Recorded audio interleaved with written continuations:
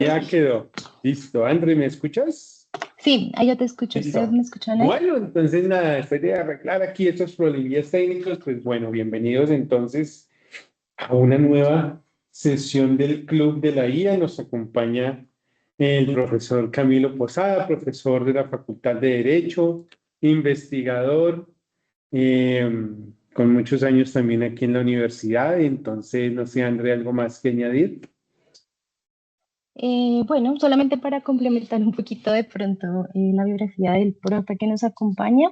Él es profesor de carrera docente en la Facultad de Estudios Jurídicos, Políticos e Internacionales de la Universidad de La Sabana. Es doctor en Derecho y magíster en Derecho Comercial de la Universidad Externada de Colombia. Y especialista en Derecho Contractual, en Derecho Comercial y abogado de la Universidad del Rosario. Miembro también del grupo de investigación denominado Derecho Privado y autor de varios artículos en revistas indexadas como Scopus y del libro titulado Equilibrio contractual en los contratos de adhesión. Entonces, pues nada, estamos contentos de tener aquí al profe Camilo Posada para recibir como también toda su experiencia con todo este tema de la inteligencia artificial. Así que bienvenido y bienvenidos también todos a este club. Bueno, profe, bienvenido, bienvenido y adelante. Bueno, buenas tardes. Muchas gracias a Ricardo y a Andrea por la invitación a este espacio. Eh, digamos que la idea es hablarles un poquito de más o menos cuál ha sido como mi experiencia con el uso de la inteligencia artificial. Eh, yo creo que es importante comenzar hablando un poco de cómo llego yo a utilizar la inteligencia artificial. Eh, digamos que yo termino mi doctorado el año pasado, en junio, y pues digamos que ya me doctoro, hago la sustentación y creo que yo soy uno de los pocos, o pues mejor, uno de los últimos doctores que escribió su propia tesis, ¿no? Es decir, que lo hizo sin ayuda de la IA. Y entonces vuelvo aquí a la universidad a reintegrarme en todas mis funciones y empiezo a ver que hay una, digamos, como una campaña donde nos dicen a todos que tenemos que empezar a utilizar inteligencia artificial. Y bueno, pues yo en mi computador sí tenía Copilot y sabía de alguna que otra como ChatGPT, que eran como las más comunes, las más usuales.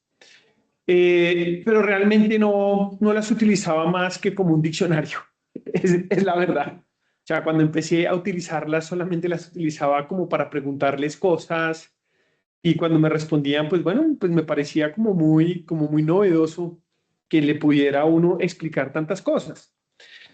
Y entonces ahí coyunturalmente la biblioteca empieza a organizar unas capacitaciones y yo me metí como a esas 3 o 4 capacitaciones que se hicieron en el segundo semestre del año. Y digamos que esas 4 capacitaciones fueron las que activaron como el interés mío en la inteligencia artificial. Ahí prácticamente pues en esas capacitaciones nos mostraron una serie de herramientas de inteligencia artificial que nos podían ayudar, digamos, a simplificar algunas tareas del día a día. Y entonces, digamos que ahí ya a mí se me generó muchísimo el interés de todo lo que uno podía hacer pues con la inteligencia artificial. Y, y coyunturalmente, pues la Facultad de Derecho, digo, pues en ese momento, bueno, la Facultad de Estudios Jurídicos, Políticos e Internacionales trajo un experto de México que manejaba temas de inteligencia artificial para que nos enseñara a utilizarla en diferentes cosas y nos enseñó a hacer prompts y pues bueno, pues fue una capacitación como de 3 días completos, eso fue una inmersión absoluta. Cuando terminó eso, pues obviamente pues yo ya estaba un poco más familiarizado, ya conocía que existían otro tipo de, digámoslo así, como de aplicaciones que tenían inteligencia artificial y que se pueden utilizar para diferentes cosas.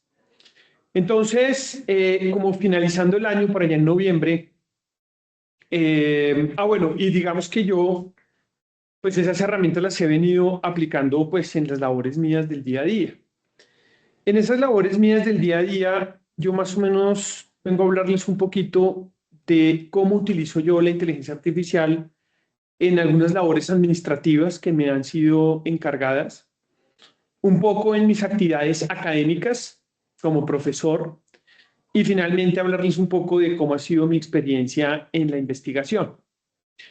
Entonces, digamos que siguiendo este orden de la exposición o pues de esta charla, ¿no? Una charla más bien como entre amigos, porque experto no soy, simplemente les voy a hablar como de cuál ha sido pues mi experiencia. Entonces, digamos que en primer lugar podríamos hablar un poquito de las labores administrativas.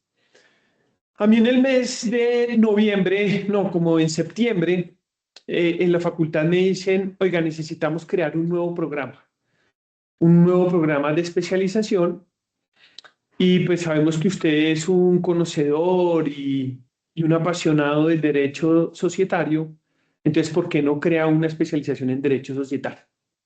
Entonces, bueno, yo me puse a trabajar en eso y presenté todas las propuestas. Se fue agotando poco a poco, digamos que los procedimientos y cada vez fue gustando más. Y dentro de la elaboración del documento maestro me dijeron que tenía que hacer una justificación a partir de datos de por qué era importante o relevante esa especialización. Entonces, yo creo que esa fue la primera vez que utilicé el Deep Search de Gemini, que es de Google. Y lo que hice fue una investigación que la inteligencia artificial me ayudara a identificar, digamos que una serie de informes de gestión de las cámaras de comercio en diferentes ciudades del país y además de eso, los de la rama judicial. ¿Por qué? Porque yo quería saber cómo era el comportamiento que estaban teniendo la resolución de conflictos societarios. Y entonces, bueno, yo elaboré mi prompt, puse a Gemini a que me hiciera la investigación en un Deep Search y obviamente, pues me empezó a arrojar unos resultados muy interesantes. Digamos que gracias a esa información que me entregó, yo pude hacer, pues, digamos, lo que me estaban pidiendo y lo pude hacer en un tiempo mucho más rápido a si yo lo hubiera hecho de la manera tradicional, es decir, entrando a cada página web, mirando tradicionalmente dónde está el documento y eso a veces eso es un laberinto para encontrar la información. Entonces acá prácticamente yo más o menos en unas 4 horas pude hacer ese informe con esa información que me solicitaron. ¿Qué aprendí de eso? Lo que aprendí de eso es que a mí me pareció que, claro, pues me tocó diseñar el prompt varias veces, pero ya finalmente cuando hice toda la experiencia, me di cuenta que en este caso fue muy importante dentro del prompt dos elementos. El primer elemento, darle las páginas web donde podía estar la información. ¿Sí? Es decir, no la dejé a que me buscara en cualquier parte de la web la información, sino yo la orienté. Yo le dije, mire, quiero que me busquen las páginas web de las cámaras de comercio de Bogotá, de Cali, de Medellín, ¿cierto? Y además de eso, la de la rama judicial. Y además de eso, el segundo elemento que también creo que fue muy importante para poder construir eso fue que le pedí que me diera copia de todos los informes en PDF, que me hiciera una relación de los documentos. Eso lo hice en parte, ¿por qué? Porque consideré que era, pues como era una información que era para elaborar un informe, ¿cierto? Del cual se iban a tomar unas decisiones con respecto a un programa de posgrado, pues era importante poder verificar la realidad de la información, ¿sí? Y pues básicamente pues yo fui el que me dediqué a hacer esa revisión y quedé totalmente sorprendido porque los datos que me dio la inteligencia artificial estaban plenamente, digamos, en coherencia y estaban totalmente sustentados en todos los informes que me identificó dentro de los rangos y dentro de los tiempos que yo le indiqué. Entonces, digamos que ya cuando hice eso dije, uy, esto como que sí funciona, o sea, y pues le da unos resultados pues muy rápidos, claro, y pues le ahorra a uno pues mucho tiempo pues buscando cosas. Por otra parte, tuvimos digamos que por otra parte están las actividades académicas. Yo soy profesor acá y, y digamos que también me encargaron, como a finales del semestre pasado, a que hiciera una virtualización de una asignatura. Y claro, pues cuando me dijeron, no, es que usted tiene que pues, virtualizarla, pues yo en ese momento no tenía ni idea que era virtualizar una asignatura. Y entonces hablando con personas que conocen de esos temas, yo me acuerdo que hablé con Ricardo varias veces sobre eso, pues me indicaban, oiga, no, mire, usted tiene que hacer podcast, y usted tiene que hacer videos, y usted tiene que hacer actividades, exámenes, una cantidad de cosas que el estudiante tiene que ir auto ejecutando en un orden determinado, ¿sí? Establecido.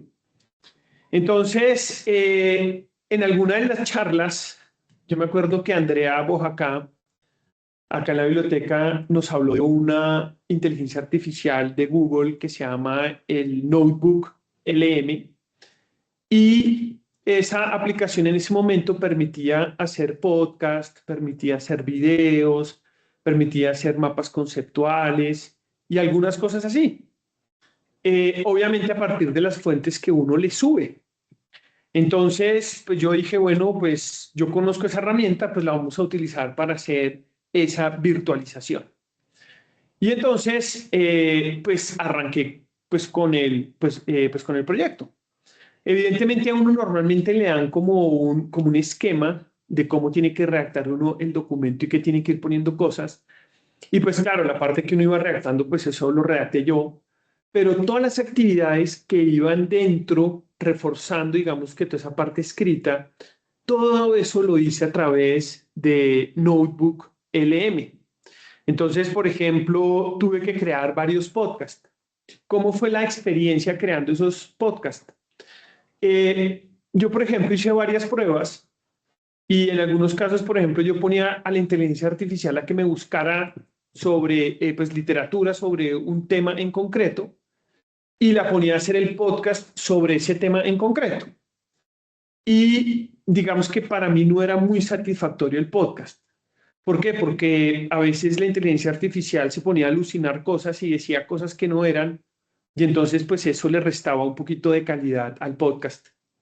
Entonces lo que empecé a hacer, pues se me ocurrió la idea de que tal vez era mejor que yo le diera las fuentes, artículos científicos o capítulos del libro, digamos, que yo conozco, que yo he leído, y a partir de esas fuentes que me empezaran a armar los podcasts. Y digamos que cuando empezamos a hacer eso, pues los resultados sí fueron totalmente distintos y fueron totalmente satisfactorios. Claro, en ese momento, pues el notebook LM de Google se demoraba muchísimo haciendo un podcast. Yo me acuerdo que yo le ponía una lectura más o menos de 50 páginas y el podcast más o menos se demoraba una hora y 20 haciendo el podcast. Y salía un podcast, más o menos habían unos de 20, de 20 y pico minutos, eh, pero eran supremamente interesantes, ¿no? Que era una charla entre dos personas donde tocaban todos los temas importantes de la lectura, pero lo hacían así como muy conversado. Bueno, fue totalmente espectacular y logré más o menos para esa asignatura hacer de esa manera más o menos unos 15, 16 podcasts, ¿sí? Y por otra parte, también empecé a hacer unos videos. Entonces, claro, pues en esa época yo creo que la tecnología para hacer videos no era como la que tenemos ahora, que ahora de pronto hay aplicaciones que hacen los videos de una manera mucho más eficiente, mucho más robusta, de pronto hasta con más calidad, con más diseño. Pero en ese momento, pues con lo que yo tenía y con lo que yo sabía, empecé a crear videos también a partir de Notebook KLM. Y digamos que los videos eran sobre todo para explicar algunos conceptos que eran muy técnicos, muy complicados, y entonces esos videos se hacían a partir de casos que se encontraban en la jurisprudencia, en sentencias de jueces y en doctrina que de una u otra manera explicaban qué era ese concepto. Y los videos, y pues digamos que los videos también a mí pues me gustó muchísimo cómo quedaron porque realmente quedaron con muy buena calidad. Eh, y además de eso, también esta misma aplicación, Notebook LM, tiene algo muy chévere y es que cuando uno tiene que elaborar los talleres o las actividades de evaluación sobre las mismas fuentes que uno ha utilizado, uno le puede decir que le elabore las preguntas y los cuestionarios en selección múltiple, por ejemplo. Entonces, claro, a mí me dijeron, oiga, para la virtualización necesitamos que hayan actividades de evaluación en selección múltiple. Y evidentemente, pues la aplicación funcionaba muy bien para hacer todo ese tipo de actividades. Digamos que la conclusión a la que yo llegué después de haber hecho esa virtualización, porque digamos que gustó muchísimo, digamos que digamos que los recursos que se crearon fueron de buena calidad. Las personas, digamos, superiores a mí, o pues mis superiores, mis jefes, que revisaron todo, les pareció que era de muy buena calidad el material que se había creado. Y entonces, como consecuencia de eso, aprendí que cuando uno le sube las fuentes a la inteligencia artificial y uno le da los comandos adecuados, ella puede crear cosas de excelente calidad. No tanto cuando uno la pone a que ella desarrolle temas y sobre esos temas hagan los videos, porque ahí sí yo me doy cuenta que alucina mucho y a veces uno pierde mucho tiempo corrigiéndole y haciéndole los ajustes. Entonces, digamos que mi experiencia desde esa perspectiva fue esa. Ahora, digamos que también digamos que en mi actividad académica, a mí también me ponen a crear unos exámenes que hace la facultad, que son como unos exámenes de ciclo, ¿sí? Antiguamente era lo que nosotros los abogados hacíamos, que eran unos exámenes que se llamaban los exámenes preparatorios, que eran los exámenes al final de la carrera, donde uno le evaluaban todo el conocimiento de la carrera al final para uno poderse graduar. Acá la universidad tiene unos exámenes similares, pero son como por ciclos. Entonces los estudiantes de primero, segundo y tercero, cuarto semestre hacen un examen, después hacen otro examen los siguientes y hay uno al final para ellos poder entrar a práctica jurídica. Y esos son unos casos muy robustos que se hacen para los estudiantes. Yo me acuerdo que para hacer un examen de esos, más o menos uno se demora un semestre. A uno le dice el director del departamento, tiene que hacer el examen EICE para este semestre y toca hacerlo para el siguiente semestre porque uno se demoraba muchísimo haciendo. La experiencia mía, digamos, fue que a mí me dijeron que yo tenía que hacer uno, me lo dijeron más o menos en diciembre antes de salir a vacaciones. Yo me acuerdo, como faltando 10 días antes de salir a vacaciones, ¿no? Como, no sé, de pronto querían dañarle a uno las vacaciones. Es lo que yo a veces pienso, ¿no? Porque faltando 10 días para que le hicieran a uno haga el examen, no, se manteladrillo, bueno.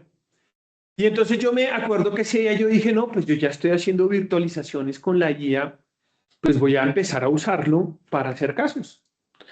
Y entonces también empecé con todo lo que ya había aprendido en los cursos de acá de la biblioteca y lo que había aprendido en la capacitación que nos dieron de este autor mexicano o de este profesor mexicano. Empecé ya con todos esos insumos a hacer pues los casos. Y pues claro, pues uno, a ver, digamos que la idea es que el caso sea como un cuento, ¿no? Que esté desarrollado a través de un storytelling. Entonces yo le decía a la IA que me lo redactara como un storytelling. Pero además de eso, yo le decía de cuántas palabras, porque todo eso tiene unos formatos. Eso no puede ser un examen larguísimo, sino tiene que ser un número de palabras, etcétera.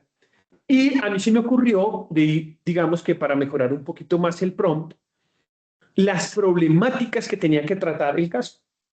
Entonces yo le empecé a meter los problemas jurídicos. Yo le dije, oiga, yo quiero que usted me incluya un problema jurídico, 3 problemas jurídicos. Y y entonces yo le ponía pues la pregunta, el segundo y el tercero.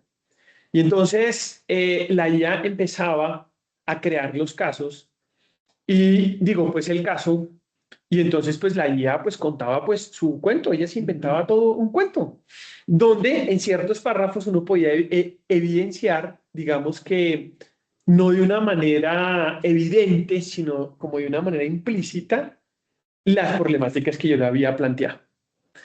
Pero además de eso, el EICE tiene una dificultad y es que al estudiante toca entregarle un expediente con pruebas. Entonces a veces uno le tiene que decir, oiga, mire, ahí está el estado financiero para que usted revise tal cosa, o es el estado financiero para que él pueda analizar ciertos aspectos relacionados con un problema jurídico, o por ejemplo contratos o correos electrónicos entre las partes. Bueno, todo esto. Yo todo eso lo terminé haciendo a través de inteligencia artificial. Y entonces yo le decía a la inteligencia artificial, ya cuando tenía el caso ya totalmente hecho, yo le decía, oiga, mire, sobre este caso, quiero que me elabore un correo electrónico entre fulano y fulano, donde hablan de tal cosa. Y ella las iba redactando. Entonces, claro, yo antes de salir a vacaciones en 8 días, ya tenía el examen ese, ya tenía, digamos que, un expediente con más de 12 documentos como prueba para que los estudiantes pudieran hacerlo. Y además de eso tenía la rúbrica para evaluar. Y además de eso, luego me dijeron ya como 2 días antes de salir de vacaciones.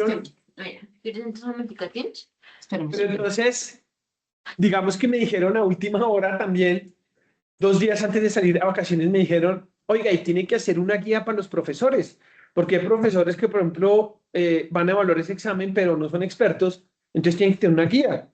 Y la guía también me hizo la guía. Y cuando entregué todos los documentos, pues claro, yo los entregué pues en febrero cuando tocaba entregarlo en el plazo, no lo iba a entregar antes. Pero cuando los entregué, digamos que gustó muchísimo el caso, les pareció muy buenas las problemáticas que se trataron, digamos que todas las pruebas y todo el expediente fue muy oportuno y fue muy útil para los estudiantes poder trabajar con ello.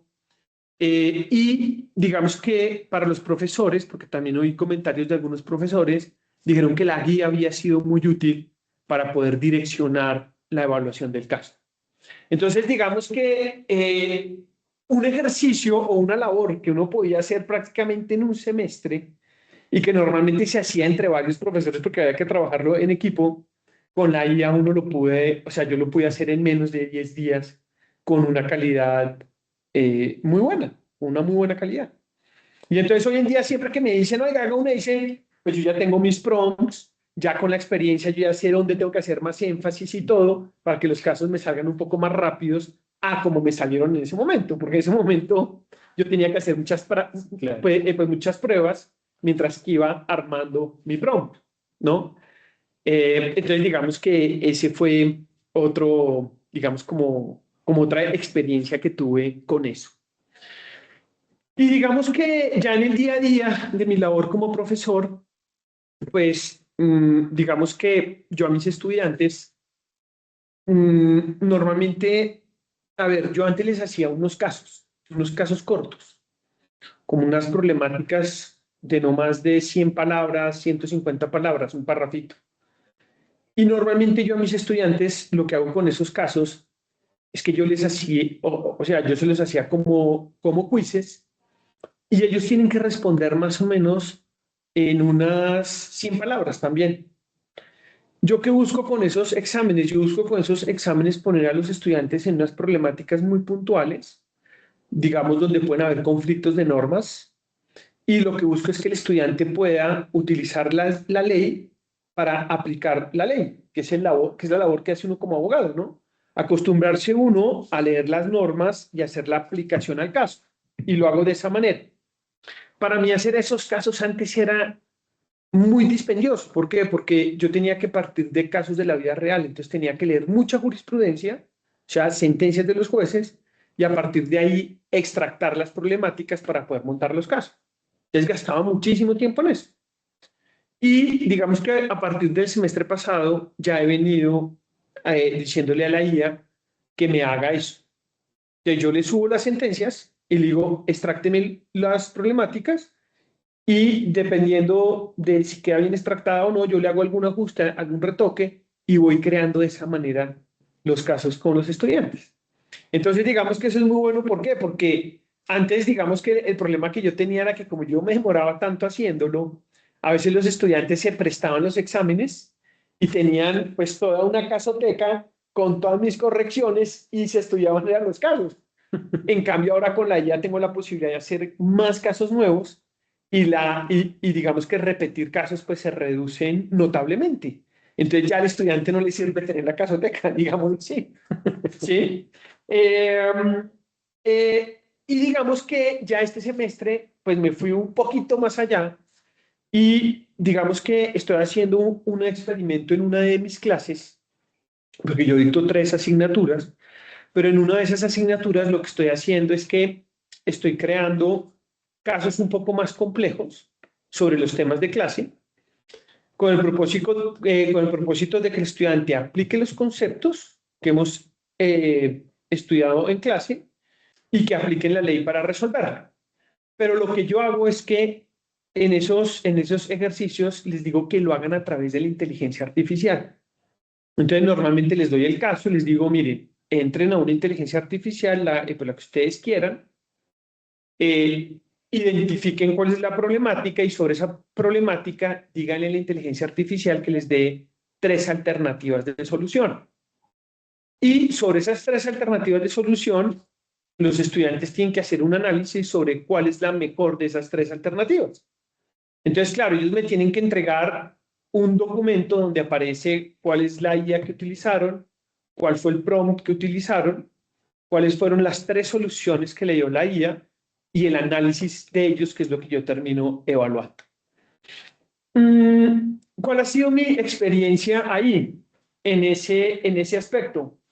Digamos que la experiencia que yo he tenido en ese aspecto es que los estudiantes que estudian y los estudiantes que leen y que se preocupan por aprender el concepto logran hacer análisis muy buenos, logran identificar, digamos que, riesgos y alternativas de solución dentro de las 3 posibilidades que les da la IA.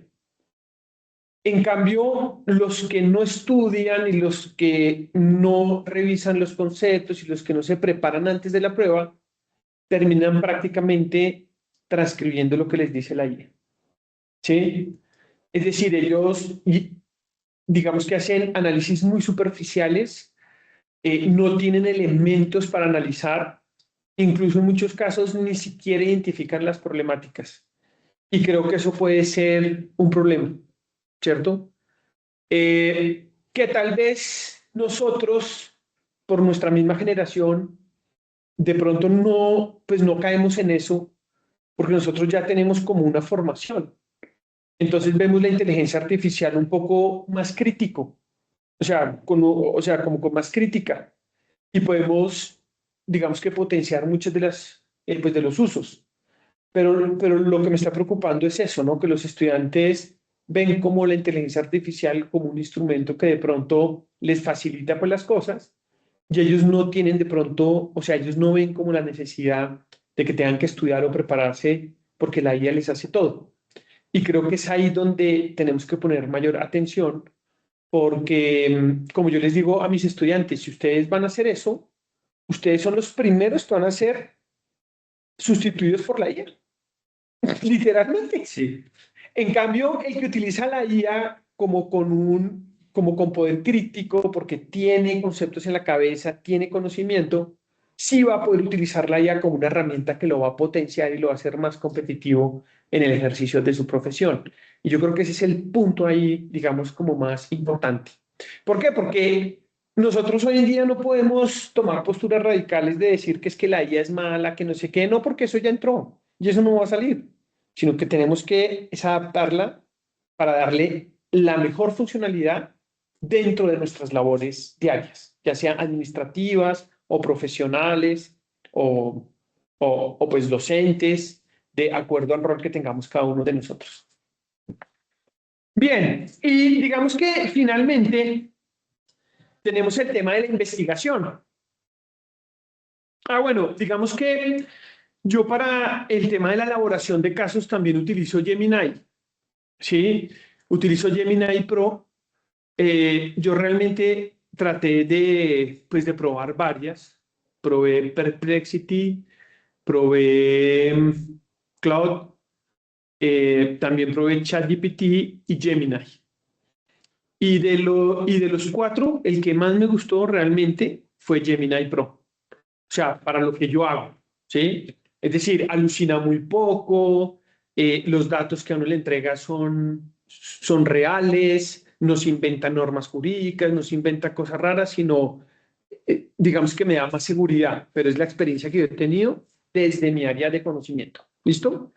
Y esa es la que yo pago, pues digámoslo así.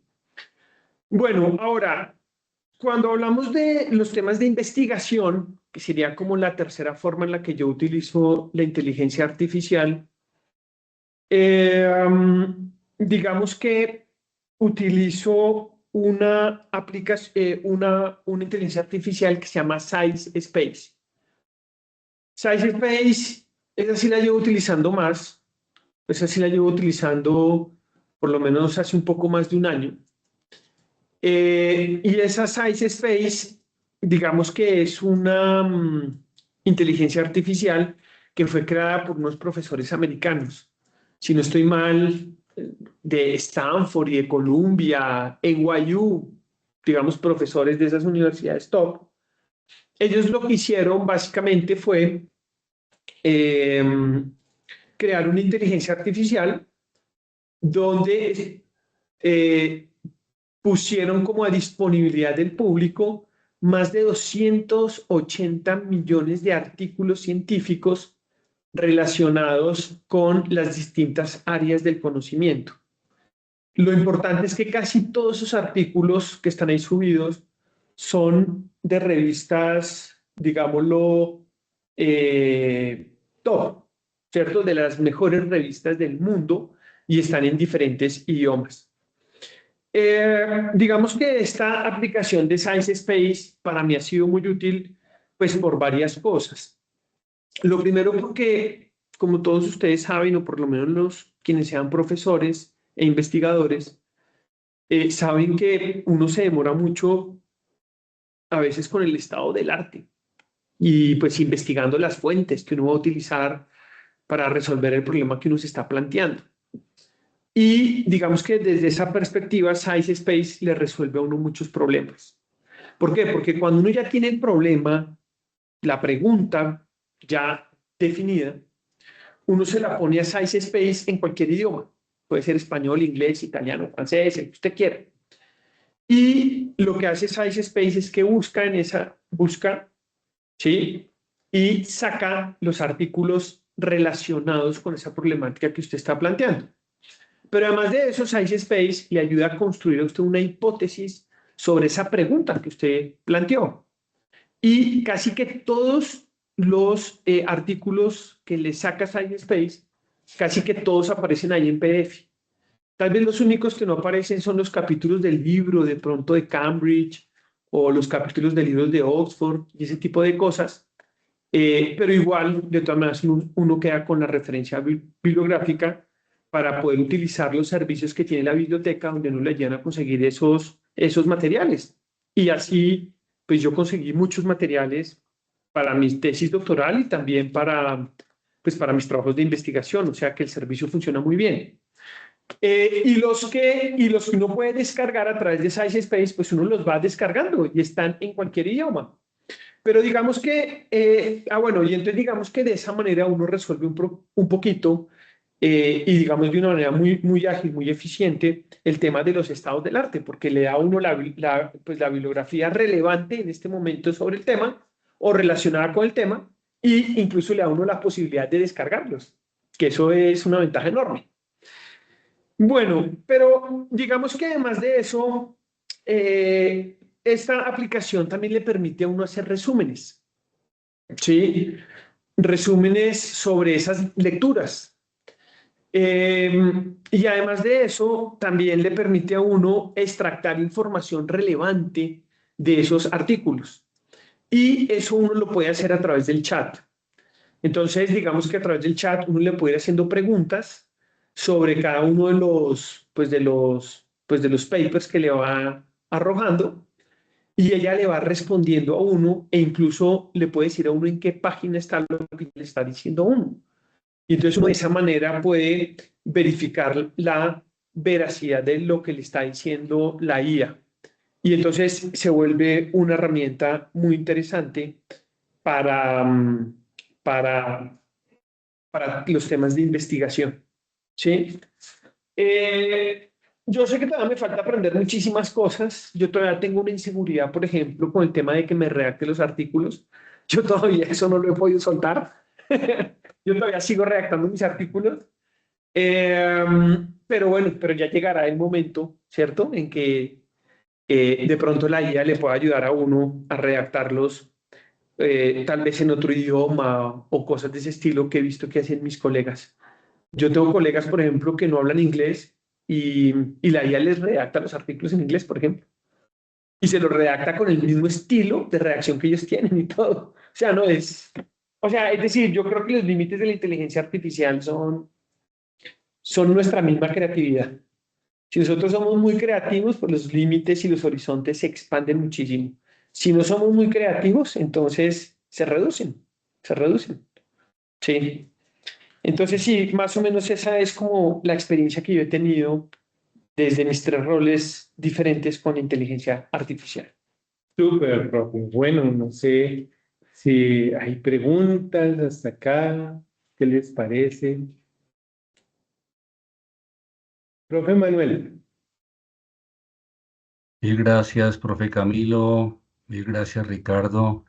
Pues así como nos demuestras muy útil toda esa gran habilidad en evaluaciones y en creaciones, ¿cómo haces a la hora de calificar para crear diferenciales y que no haya igualdades entre unos y otros y grupos, etcétera? Eh, no entiendo tu pregunta. Explícamela o... Sí, ¿por qué Sí, no me si has explicas tenido un poco? a la hora de evaluar, cuando hay trabajos similares, cuando ves que, pues, ¿cómo hacer para que no sean repetitivos, reiterativos y que sean más analíticos con todo lo que utilizan para responder? Ah, bueno. Bueno, yo creo que lo primero es que las instrucciones sean muy claras, ¿no? O sea, que el estudiante sepa muy bien qué es lo que tiene que hacer y que tenga muy claros cuáles son los criterios a través de los cuales uno lo va a evaluar. Digamos que normalmente uno puede identificar, eh, a ver, digamos, yo que me he dado cuenta, digamos, con este ejercicio que yo les hago de resolver los casos con la IA. Yo, por ejemplo, me he dado cuenta que cuando ellos utilizan IAs diferentes, las respuestas son diferentes de la misma IA. Entonces, partiendo desde ese punto de vista, los estudiantes tienen una forma distinta de expresar su conocimiento e incluso de identificar las problemáticas. Y eso, si el estudiante hace bien el ejercicio, digamos que no salen temas repetidos. ¿Sí? Es decir, pueden identificar la misma problemática, que es lo que uno busca, que ellos puedan hacerlo en el derecho. Pero digamos que ya al momento de aplicar las normas, pueden haber algunas tendencias que fija la misma jurisprudencia, y en la forma en cómo las aplican o en las normas que consultan o en la interpretación que le dan a las normas, normalmente los criterios son distintos. Ujú, Si el ujú. estudiante, por eso te digo, si el estudiante, por ejemplo, no ha hecho un estudio previo, no ha repasado los conceptos ni nada, a veces lo que uno encuentra es que no identifica la problemática o termina reproduciendo lo mismo que hace la inteligencia artificial. ¿Sí? Entonces, digamos que desde mi punto de vista, yo creo que, o por ejemplo, lo que yo les digo a los estudiantes en la realimentación es, claro, usted puede hacer eso si usted quiere, pero ese va a ser el nivel de profesional que usted va a ser, porque entonces usted va a ser muy fácilmente reemplazable. Y lo que Mm. tenemos hoy en día es que destacarnos y no ser fácilmente reemplazables. Y para eso tenemos una herramienta muy poderosa que es la IA, que nos puede hacer incluso hasta más auténticos y mucho más eficientes en nuestro trabajo para que no seamos reemplazables. Entonces acá es un poco de autonomía al estudiante, ¿no? Que le entienda cuál es la responsabilidad de él en este proceso de aprendizaje y pues que lo asuma con responsabilidad, ¿cierto? Ujú, Creo que no ujú. hay más. Muy bien, gracias. Eh, Súper. Doctor Profesor Posada, Jorge. ¿sí? Le habla Jorge Hernán Gil. ya que le oí que van a sacar la especialización en Derecho Societario, mi último libro sale ahora en la Feria del Libro con Ibáñez, que se llama Ineficacia de pleno derecho en conflictos societarios. La pregunta puntual, doctor Posada, es, con tantos años de experiencia con alumnos de posgrado, sí me aterra que se está perdiendo muchísimo la capacidad de entender lo que dice la jurisprudencia, y en los trabajos y las investigaciones es muy frecuente que simplemente buscan por inteligencia artificial una sentencia que a veces también ni siquiera es existente la sentencia, y le sacan el resumen y mandan eso como trabajo. Y los pongo a leer una jurisprudencia, si pone a leer una jurisprudencia completa, no la saben entender, no la saben explicar. No sé cómo se puede manejar eso con la tendencia de los jóvenes del facilismo y que todo se los está dando la inteligencia artificial. ¿Qué podemos Bueno, hacer? doctor, Porque ya ni saben escribir. O sea, ya todo se lo hace pero ya no saben escribir ni redactar. Y cuando uno lee los trabajos, dice, uy, esto es plagiado y lo sacó de otra, uno se da cuenta inmediatamente. sí, doctor Jorge Hernán, usted tiene toda la razón. Yo me atrevo a decir que eh, sí, ese es un problema muy grave que hay ahorita, sobre todo en nuestros, digamos que en los estudiantes actuales del derecho y en algunos profesionales recientes que están egresándose de las distintas universidades. Pero yo creo que más que eso, yo creo que el problema es porque hoy en día el estudiante no tiene hábitos de lectura. Si el estudiante no tiene hábitos de lectura y no se le exige leer, no puede estructurar su pensamiento. Si él no puede estructurar su pensamiento y no puede leerse una obra o un libro que tenga determinado número de páginas y no puede hacer síntesis de las ideas más importantes, quiere decir que es un cerebro que no está entrenado para ese tipo de operaciones. Y yo creo que el sistema educativo debería reforzar ese tipo de situaciones para que los estudiantes tengan esa competencia, porque evidentemente vemos que hay una falencia en ese sentido. Y esa preocupación que usted manifiesta es una preocupación general que tenemos todos los que enseñamos esta profesión tan linda que es el derecho. Gracias, doctor Posada. De acuerdo plenamente con usted. Con gusto, doctor Jorge. Gracias, profe. Profe Edgardo. Hola, hola, muy buenas tardes para todos. Profesor, un saludo, un cordial saludo. ¿Me escuchan? Sí, señor. Bueno, mi estimado Ricardo, saludos cordiales. Bueno, Gracias. primero que todo, felicitarlo, profe. Desde el comienzo de su intervención usted mencionó dos temas muy importantes, y es las fuentes y los textos, ¿no? O sea, no perder el rigor metodológico, las fuentes, y la verdad que me ha funcionado también mucho en investigación, en el uso de mi GPT para el direccionamiento estratégico, es avanzando en este aprendizaje permanente, perpetuo, es darle fuentes, bases de datos, y allí él va puliendo, ¿no? Menos alucinaciones y más fuerte el razonamiento y el entrenamiento. Entonces quería nada más hacer ese pequeño aporte porque también lo estamos poniendo en práctica en esa lógica. Y algo muy importante con respecto a su última intervención, la lectura. La lectura. Esto nos exige a sacar momentos personales, privados de lectura para seguir ahondando en esto. Muchas gracias y muchas felicitaciones. Gracias. Bueno, ¿alguien más? ¿Alguna otra pregunta?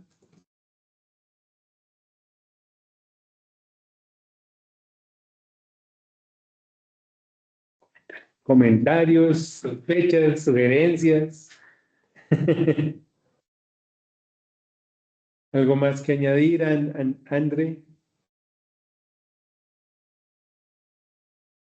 No, ya me quitaron por ahí una pregunta que quería hacerle al profe, pero también de pronto sí me gustaría saber cómo de parte de él, como docente, también qué supuso, qué reto supuso para ti como el hecho de tener que a enfrentarse como a tantas herramientas para poder, por ejemplo, concretar en qué casos uso, por ejemplo, lo de Gemini o, digamos, pagar incluso la suscripción, ¿no? Como a qué te enfrentaste eh, con esto mismo, como qué reto tuviste con eso. Bueno, Andrea, gracias.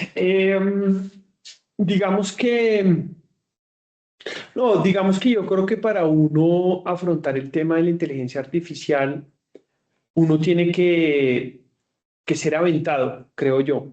Es decir, yo traté, o sea, yo duré un tiempo tratando de buscar como cursos que me enseñaran a usar la inteligencia artificial y muchas cosas, pero en últimas, lo que puedo decir hoy es que eh, uno tiene que lanzarse, probar varias antes de suscribirse a una y suscribirse a la que uno sienta más feeling, ¿cierto? No necesariamente es la más famosa, porque es que a veces hay unas que son más amigables, de pronto hay unas que en los resultados alucinan menos, o de pronto le arrojan a uno mejores resultados que otras, de acuerdo al oficio que hace uno o para lo que uno la necesita. Y entonces, pues ya frente a eso y frente a todas las labores que uno tiene, pues uno trata de buscar cuál es esa inteligencia artificial como que sea, sí, como que sea la más útil para, pues para nosotros. Yo, por ejemplo, utilicé varias veces ChatGPT, pero a mí no me gustaba lo que me daba. Y Perplexity tampoco. Y Claude, por ejemplo, se empezaba a inventar sentencias y se empezaba a inventar artículos que ni siquiera existían en nuestro ordenamiento jurídico y cosas de esas. Entonces dije, no, a mí no, pues no me trama. Y pues de todas maneras también Google tiene una cantidad de aplicaciones que cuando tú pagas la mensualidad, tú tienes derecho a utilizarlas todas. Y pues eso también puede que sea un poco más amigable para el bolsillo, ¿no? Porque imagínate uno teniendo una IA para cada cosa, pues con esos valores termina siendo muy costoso, ¿sí? Yo, ¿por qué me fui con Science Space, por ejemplo, para los temas de investigación? Porque acá en la universidad vino un experto, yo me acuerdo, pero no me acuerdo dónde, creo que era del Tecnológico de Monterrey, donde él habló de las aplicaciones que servían a los investigadores. Y dentro de las que él planteó, pues yo tomé nota de las tres que habían en ese momento y entre las miré, las usé y con la que mejor feeling tuve fue con Science Space. Ujú. Y digamos que terminé utilizándolas desde esa perspectiva. ¿Sí? Por aquí la profe Mayra dice que Consensus, si alguna vez usó Consensus, profe. Eh, sí, creo que en su momento yo la miré, pero me gustó más Science Space. Me pareció más robusta, no sé, me gustó más. Listo. Profe Diego. Para temas jurídicos, ¿no? Sí, Yo hablo solo de temas sí. jurídicos, para Listo. temas jurídicos. Hola, buena tarde. Una consulta y es referente a ese estado del arte de las fuentes científicas que has tomado para tus investigaciones. ¿Has hecho una comparación respecto a los repositorios, las bases de datos que tradicionalmente usabas como fuentes de información para tu estado del arte versus la IA que actualmente estás usando para identificar en cierta forma cuáles de estos artículos científicos, investigaciones de otros autores en otras partes del mundo, en Colombia, han quedado rezagados de la IA? Para mirar qué tan efectiva es la IA versus las bases de datos tradicionales que históricamente usabas, para identificar si ha quedado tal vez como una brecha de ciertos artículos que por usar la IA has dejado de ver o de analizar de otras bases de datos tradicionales. Bueno, digamos que hay algunas bases tradicionales que yo sigo utilizando, pero digamos que esas bases de datos tradicionales son muy limitadas, ¿sí? Porque ahí no están todas las revistas, digamos, relevantes o sí, no están todas las revistas, digamos, relevantes o sí, pues en todos los idiomas que uno pueda llegar, digamos que a poder consultar. Y eso también termina sesgándolo y limitándolo a uno mucho al momento de construir el estado del arte. Yo igual reviso algunas, sí, sobre todo algunas acá a nivel local, porque pues obviamente pues en esa base de datos pues no aparecen artículos, digamos, de revistas locales. Pero yo, por ejemplo, pues, estoy desarrollando muchos temas de derecho comparado y tengo que revisar literatura de otros países. Para mí ha sido una experiencia supremamente enriquecedora porque he podido tener los últimos artículos, los más recientes, los que están recién saliditos del horno, ahí están. Y están en todos los idiomas. Y además, la misma aplicación, tú le puedes hablar en español y así esté en francés, esté en alemán, esté en griego, la inteligencia te va dando, o sea, te va respondiendo las preguntas que tú le vas haciendo sobre el artículo. Entonces, digamos que me parece que esa funcionalidad sí termina siendo mucho mejor que la de las bases de datos tradicionales. Ahora, por ejemplo, yo he visto, por ejemplo, yo hice mi doctorado pues en el externado y digamos que lo que está preocupando hoy en día es que ya esas bases de datos tradicionales ya casi no se están consultando, ¿cierto? O sea, ya, por ejemplo, ha habido una disminución notable en el uso de esas bases de datos tradicionales. ¿Por qué? Porque la gente prefiere utilizar una inteligencia artificial como estas, que tiene muchos aliados, obviamente